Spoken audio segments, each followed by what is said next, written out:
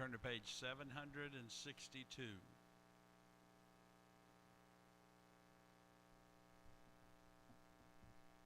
762.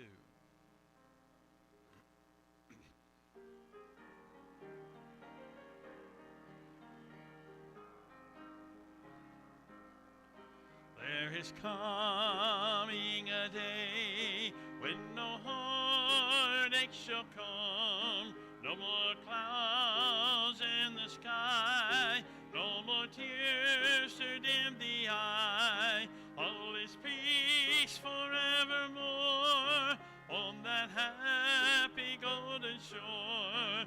What a day, glorious day that will be. What a day that will be when my Jesus I shall see, and I look upon his face, the one who saved me by his grace. When he takes me by the hand and leads me through the promised land. What a day, glorious day that will be. There'll be no sorrow there, no more burdens to bear, no more sickness, no pain, no more parting over there, and forever I will be with the one who died for me. What a day, glorious day that will be. What a day that will be when my Jesus I shall see, and I look upon his face, the one who saved me by his grace. When he takes me by the hand and leads me through the promised land. What a day, glorious day that will be.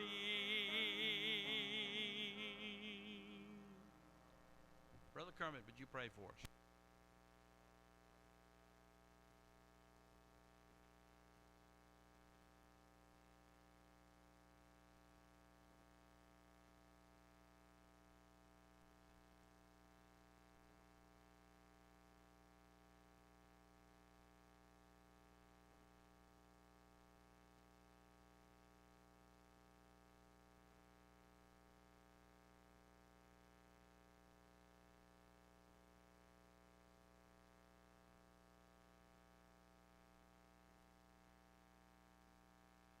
See everybody here tonight. I'm glad you're here with us, and we sang that song, What a Day That. Can you imagine one of these days we're going to be at a place where we won't have any prayer requests, be nothing to pray about, everything be just as it is, and we won't need to pray about things. And so that's kind of, it's hard for us to imagine because we've never been anything like that, never seen anything like it, a place where no one gets sick, no one has troubles, and we just rejoice.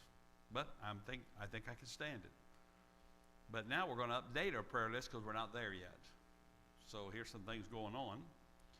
Brother Rance had his surgery. He's done well, and he may have come home today. He was supposed to come home, but I didn't hear. No, I didn't talk to him. I talked this morning, but he was still in there this morning, but he was doing good, and he was supposed to come home. So he may be home listening to us on YouTube right now. And Mr. Pitts had his chemo yesterday. And I talked to him yesterday evening. He was doing pretty good. And he was going to try to talk to him and then letting him come home today. But I've not talked to him either. So I don't know if they normally want to keep him a few days because they're giving him very, very strong chemo. So I don't really know the result of that. Brother Troy Calhoun, who sang for us last Sunday, for those of you who don't know names and faces, sometimes put them together, he goes in tomorrow and has a heart catheterization. Mary Wyant, I think, goes in tomorrow and Friday and has her cataracts taken out and eyes fixed. And then Kim Payne had called. She didn't tell me what surgery. She just said, I'm having surgery on Friday, and asked people to pray for her. So that's the latest updates of those things. What's going on out here that we can talk about? A lot of people's been getting sick. I didn't know this, but been a lot of young'uns sick here, some at the school. I think Dominique's homesick right now, and I don't want to be sick.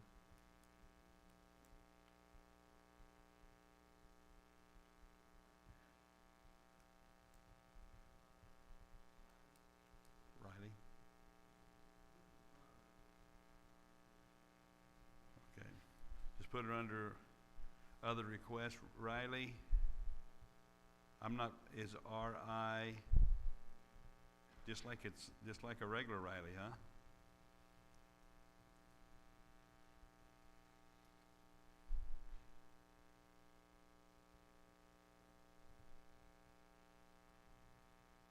That's brother. Okay. Okay, put the Taylor family on the write-ins.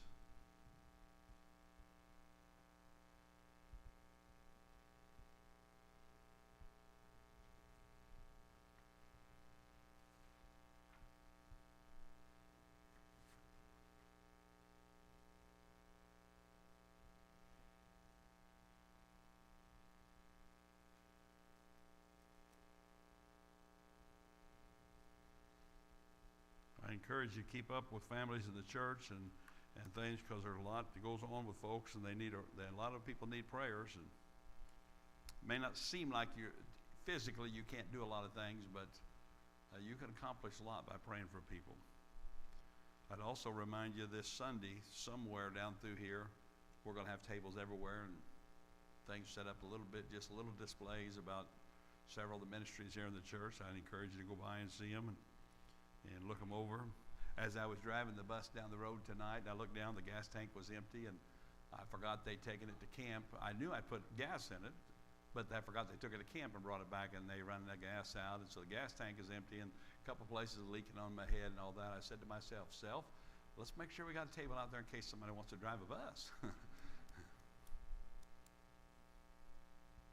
But there's all kinds of things that goes on around here that you don't see sometimes, you don't think about. In fact, I think I'm going to preach a little bit about that on Sunday night. Some of the behind the scenes things that happen that we don't think about too much, brother. Are they still going to be up on Sunday night? Well, that was up last Sunday night. They didn't get it torn down yet, so I don't know if the plan is to leave them set up, but our rock display is still here from last Sunday night, so there's a pretty good chance they'll still be there, yeah. I don't know that there'll be someone manning the tables, but those things will probably still be there, most of it, so. Yes?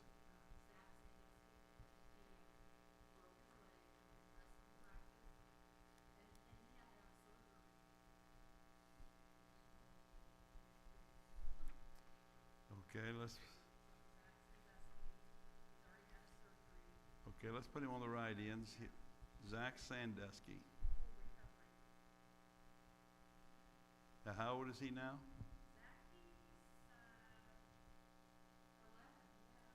11.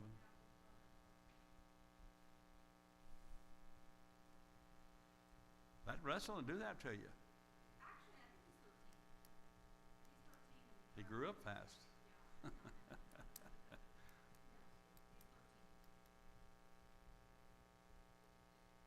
Well, I hate to say it, but I didn't wrestle. I practiced it a few times, and I realized real quick that it wasn't what for me. I couldn't do it. They was whooping me all over the place. But it wasn't until we had school over here that I broke a bone.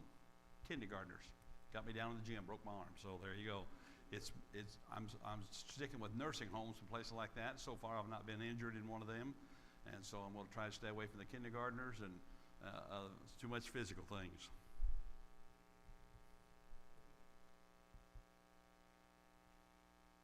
It was a sight if you'd seen it. When I went down, I knew something happened because I don't know how to tell you when something breaks, you just feel it all over. But none of the kids knew it. They thought it was all a game, so they all jumped on my back. It's funny when you look back at it, anyhow. Kind of hard to get up when you're an old fat man laying on the floor and one arm doesn't work. I kind of roll around in a circle like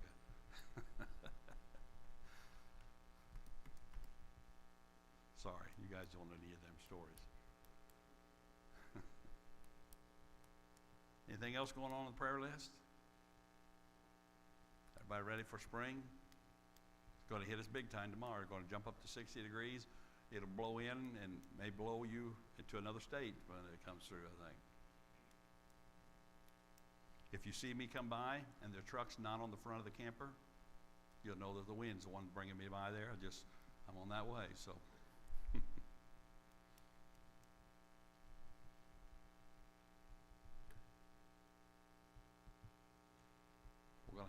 We're gonna have short services over here. We don't update our prayer list a little more.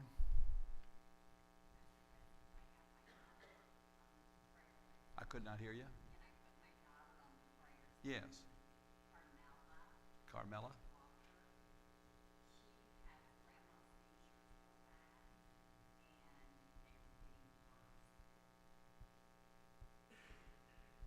Carmela Walker. Put her on list number 4.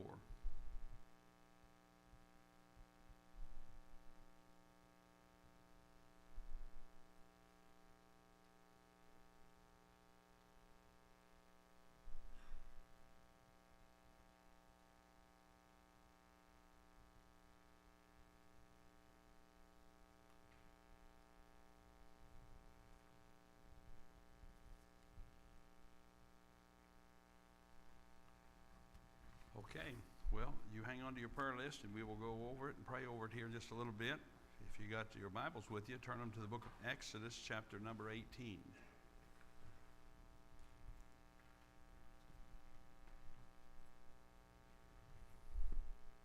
Exodus chapter number 18. If you don't have a Bible, there's supposed to be some in the seats right there in front of you somewhere.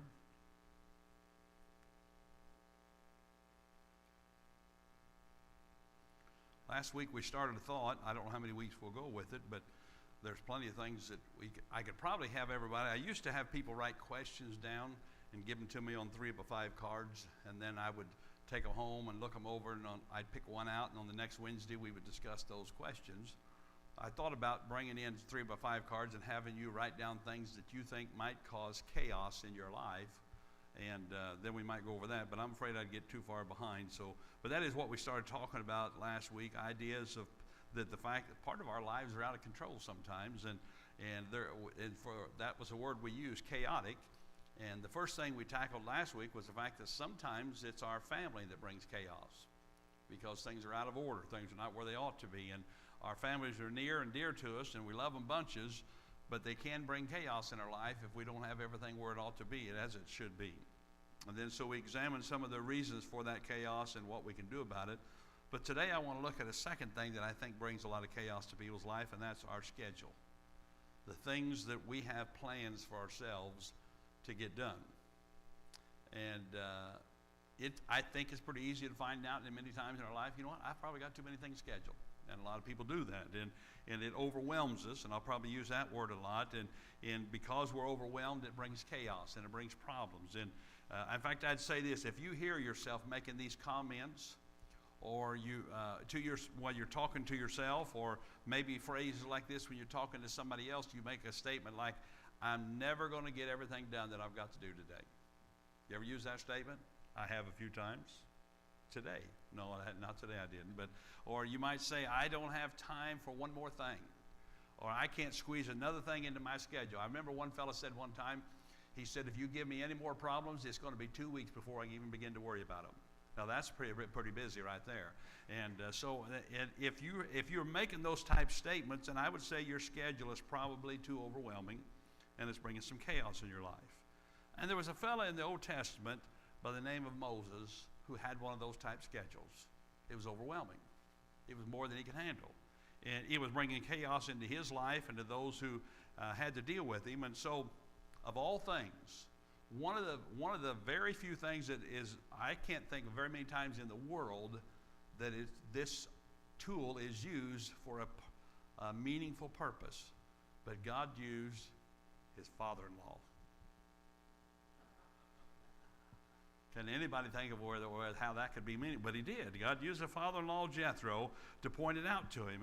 And so I want to see what we can learn when Jethro basically tells Moses, hey, your schedule's going to kill you. And he tells him that. So if you're there in Exodus, we'll start reading in verse number 2. It says, then Jethro, Moses' father-in-law, took Zipporah, Moses' wife, after he'd sent her back, and her 2 sons, which the name of the one was Gershom, for he said, I have been an alien in a strange land. And the name of the other was Eliezer, for the God of my father, said he, was mine help, and delivered me from the sword of Pharaoh. And Jethro, Moses' father-in-law, came with his sons and his wife unto Moses into the wilderness, where he encamped at the mount of God. And he said unto Moses, I, thy father-in-law Jethro, am coming to thee, and thy wife and her 2 sons with her. Then if you drop down to verse 13, it says, and it came to pass on the morrow that Moses sat to judge the people. And the people stood by Moses from the morning unto the evening. And when Moses' father-in-law saw all that he did to the people, he said, what is this thing that thou doest to the people? Why sittest thou thyself alone, and all the people stand before thee from morning unto even? And Moses said unto his father-in-law, because the people come unto me to inquire of God. When they have a matter, they come unto me, and I judge between one and another, and I do make them know the statutes of God and his laws. And Moses' father-in-law said unto him, the thing that thou doest is not good. Thou wilt surely wear away both thou and this people that is with thee, for this thing is too heavy for thee. Thou art not able to perform it thyself alone.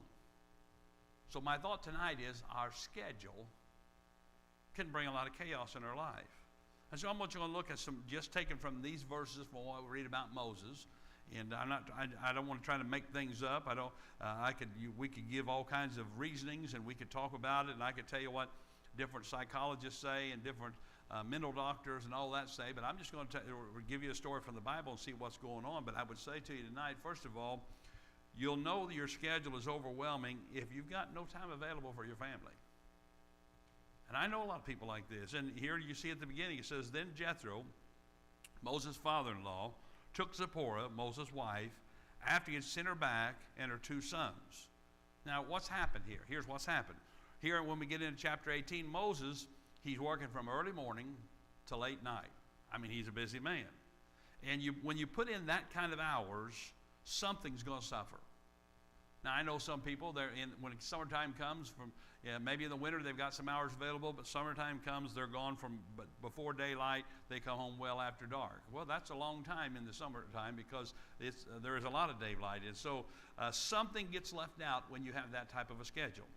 So here's what Moses decides to do. He said, I'm going to send my wife and my 2 sons back to the in-laws. I don't have that. I'm not doing them any good, I don't have time to deal with them. I don't have time to deal with the boys. I can't do the things on, and they'll get better care back home with her mom and dad that they can get where they're living with me. So I'm just going to send them back home and let them live with him. And so my thought is, when you overload your schedule, many times what you do is you set aside the most important things and miss them. And that's what Moses does. Sure, he's doing God's work, and he's supposed to be doing God's work. He's ministering to the people of God, but he's neglecting his most important responsibility, which is his family. I don't know if I think I said this Sunday, I don't think it was last Wednesday, but on Sunday I think we mentioned the fact that God created the family first. The school didn't start first, the church didn't start first, no institution started before the family. That was God's first choice. The first thing he started was with marriage and a family. And our first responsibility is to take care of our family.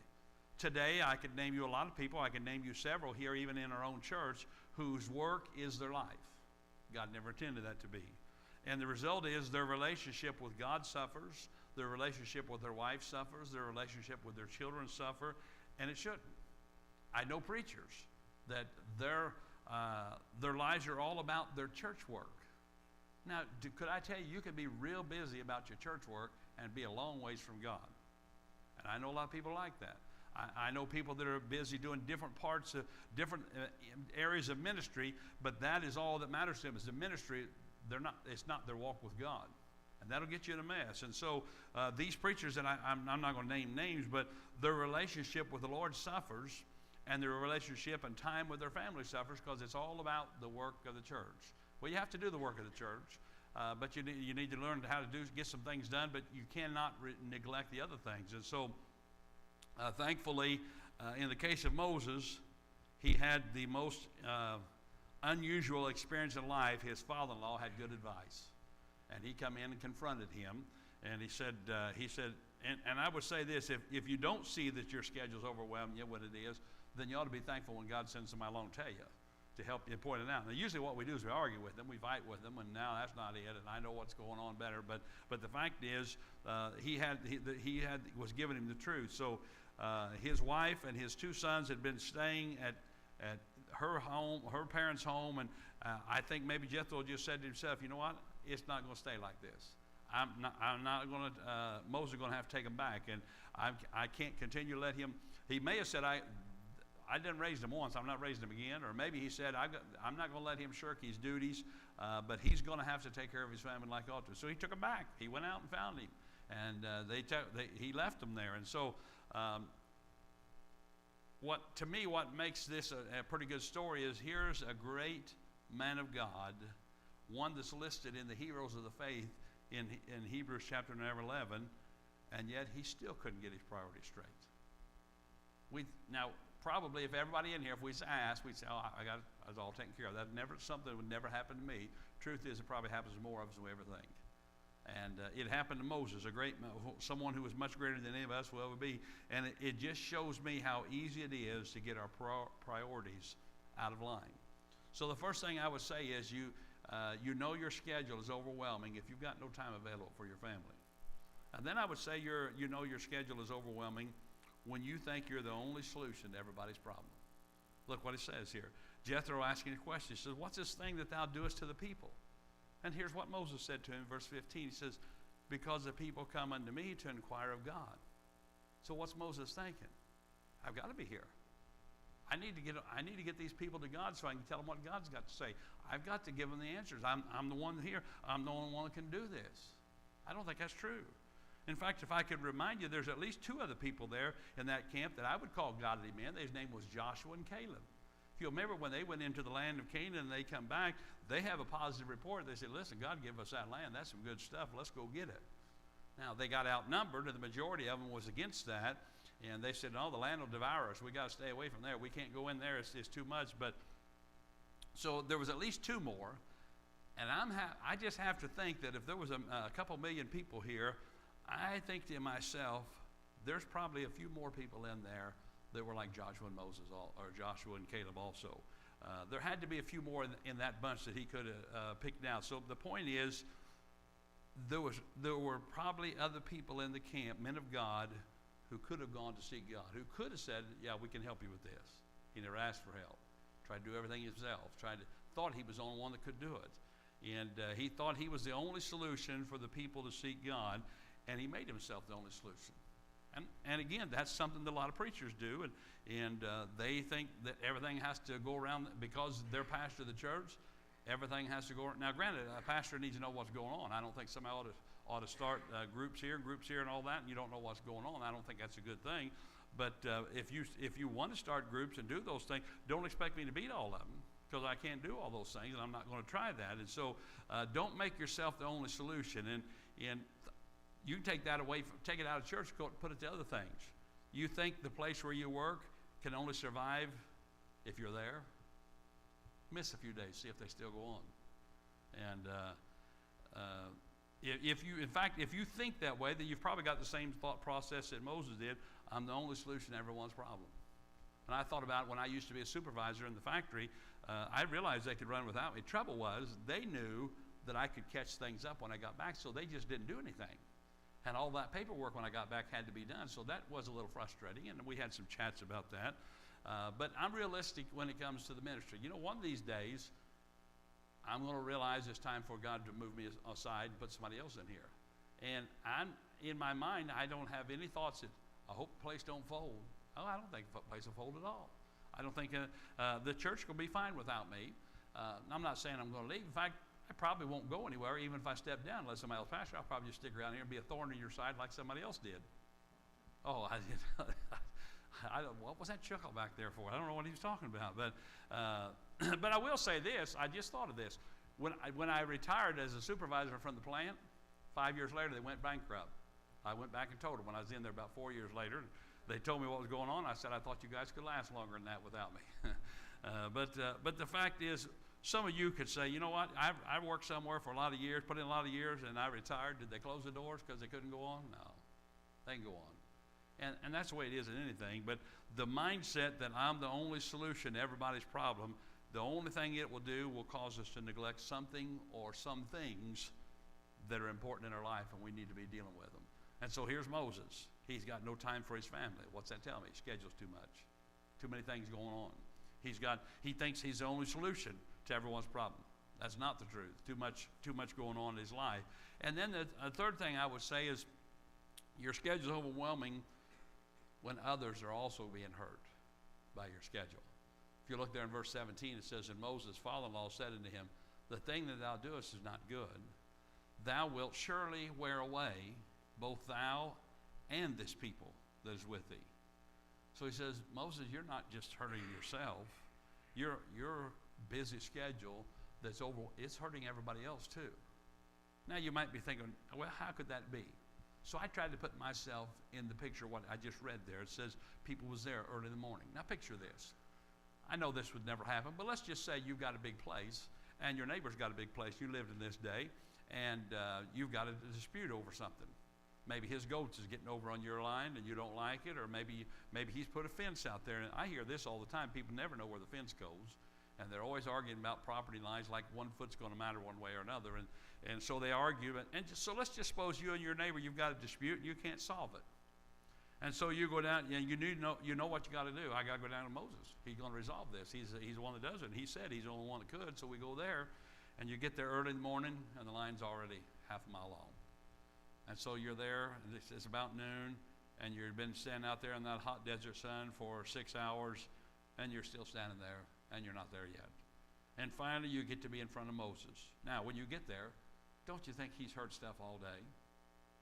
I don't know about you, but if I ever had to go to a court case, I wouldn't want to be the one that started at 4 o'clock in the afternoon after the judge has been sitting there since 6 o'clock in the morning. Now, granted, judges probably only last 2 or 3 hours at a time. I don't know, but I don't want to be one of the last ones because they're grouchy and they're not. And you're standing before Moses. He's tired. And you and your neighbor, you probably got short fuses by now. You've probably been hollering at each other while you're standing there in line. I don't know. You've been out in the heat all day. And I can see where things is not going to go well for Moses and for the people in situations. That's what his father-in-law said. He said, it's going to wear you down. It's going to hurt people around you also. And I was reading about some of the Bureau of Motor Vehicles back when the pandemic come through, and I guess there was lines for hours in places in different states, and maybe I never got licensed during those times or something. I don't remember that struggle here, but I was reading about some things that says it was very chaotic, and there was a lot of angry people who stood in lines for hours trying to get their license, or trying to get their driver's license or plates, and the schedule of the BMV at that time in these places where they was talking about, it created chaos in other people's lives. And my thought is simply this: if you have a chaotic schedule, it affects you, it affects your family, it affects people you work with, it affects a lot of things. And so and I do know this: the younger you are, the more kids you have, the more likely that schedule is going to be tough. Because when you have kids, it's difficult. And I always told people this when my kids was young: I'm going to try to be involved in everything they do as much as I can. And I think as a parent, you ought to. I know parents, and I know people that their kids could be involved in 4 or 5. In fact, this happens here at our church quite a bit. We had kids that we would pick up for Vacation Bible School. And we had great Vacation Bible schools. And on Friday, our goal was to get the parents to come and see what all they'd done all week, and sit for maybe 45 minutes to an hour, enjoy some refreshments afterwards, to see some things. And so on Friday, our goal was, we don't rent a bus. We don't take you home. You ride home with your parents afterwards. I took home almost as many as I brought in on the bus. But you know, those same parents, when we had a baseball game and a football game, man, they was right there. They never missed one. What was they telling their kids? Church is not important whatsoever, but all these other things are. I'm not even going to come see what you're doing at church, but I'm not going to miss these ball games. Well, most of those kids, in fact, none of those kids are playing professional ball today. They didn't make it. But they're living professional lives now, and they're facing realities in life, and a lot of them are pretty miserable because they decided when they got a little older, maybe this serving God, following God, and living in church, maybe that's not important. And they got away from God. And so it affects people. But then I'll end with one more thing. Jethro offered to Moses what God offers to people: rest. In verse 21, he says, moreover, thou shalt provide out of all the people able men, such as fear God, men of truth, hating covetousness, and place such over them to be rulers of thousands, and rulers of hundreds, rulers of fifties, and rulers of tens. And let them judge the people at all seasons. And it shall be that every great matter they shall bring unto thee, but every small matter they shall judge. So it shall be easier for thyself, and they shall bear the burden with thee. You see, that's what God offers, only there's a difference. God doesn't say, we'll get you. God said Jethro was offering Moses rest because there was others that could share the burden. Jesus offers another type of rest. He says, I'll just take your burden. Just give it to me. He says in Matthew chapter 11, come unto me, all ye that labor and are heavy laden, and I'll give you rest. Here he's talking about a different type of rest, though, and I'll mention this and then I'll be done. But here he's talking about for those who are lost, he says, I'll give you rest from the penalty of sin. People come to Christ. I don't stand any chance of ever being penalized for the things I've done wrong in my life now, because he took that penalty. He gave me that rest. I don't have to be under control of the power of sin. He said, I can give you rest from that. You don't have to be controlled by sin in this life. He can give you that. And one of these days when I get to eternity, I'm going to have rest from the presence of sin. The place where I said we don't have to pray about anything because there's no problems, there'll be no sin there, no presence of it. But in this life, becoming a Christian, it does not make everything easy. And so we're encouraged to cast our burdens on the Lord. It says, and Psalm 55 says, cast thy burden upon the Lord, and he shall sustain thee. So actually what Jethro was offering was the same thing. To one extent, God offers rest that we don't have nobody helps. He just takes it. But with burdens in this life, he said, I'll help you with them. And it's much easier if we learn to cast things on the Lord. That doesn't take away problems. Getting saved doesn't take problems out of your life, does it? But he gives you someone to help you. But he also finds in other places in the Bible, he tells us, bear one another's burdens. We're to help each other. There's things that, now not everything am I to take care of, but there's some of burdens that you have that God said you can help them with them.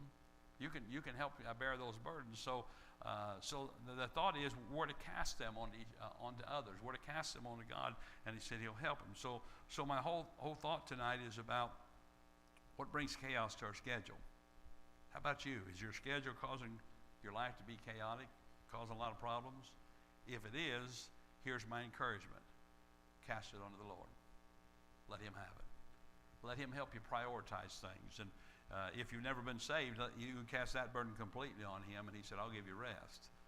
But if you're a saved person and you still have chaos in your life, he said, I can help you. I can give you some priorities in life.